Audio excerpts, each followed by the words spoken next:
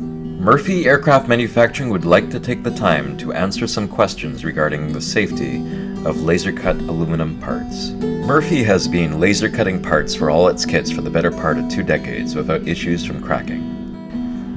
We use 6061 T6 aluminum. It is well suited to laser cutting, and the magnesium and silicon in the alloy allow it to be heat treated and cut without losing its mechanical properties. None of the laser cut holes are final size. Enough material is removed from the lasered section that no hole of the final part has ever been touched by a laser. Furthermore, the laser does not linger on the cut section. We use a special pattern to reduce the possibility of inadvertently heat treating the traveled path of the aluminum. Additionally, the use of pull rivets reduces the amount of strain on the attached parts, further reducing the possibility of cracking of the